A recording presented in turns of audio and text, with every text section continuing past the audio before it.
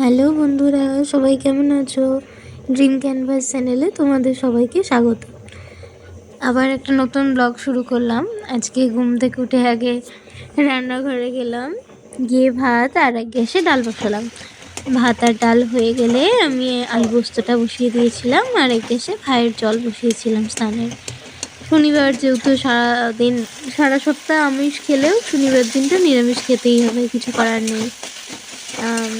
আজকে আলু পোস্তটা বেশ খুব সুন্দর হয়েছিল, কারণ আলু পোস্তর মধ্যে একটু কাসুরি মেথি দিয়েছিলাম।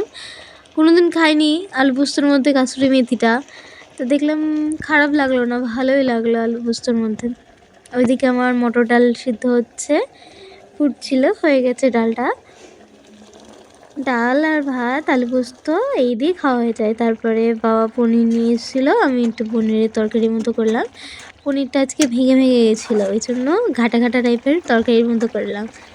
বাবাকে বললাম যে এরকম ঘেটে গেছে, কী করবো? তা বললো অসুবিধা নেই, এরকম ঘাটা ঘাটা তরকারি ভালো লাগবে। তারপরে রান্না করে স্নান করে উঠে খেতে বসলাম।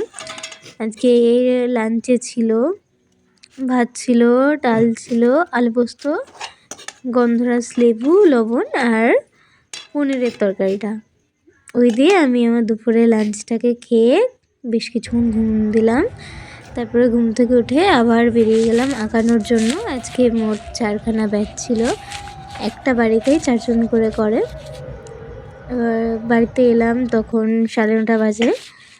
বাড়িতে এসে মেহেন্দি করতে বসলাম, যেহেতু বয়ফ্রেন্ডের আবদার, বারবার বলেছিল মেহেন্দি করতে বসলাম। তখন 10:30 মতো বাজে। আমার এক পিঠ কমপ্লিট হলো, 2 পিঠ কমপ্লিট করলাম, তখন দেখি 11:30 বাজে। শীতকাল, সে মেহেন্দিটা শুকাতে অনেকক্ষণ টাইম নিয়েছিল।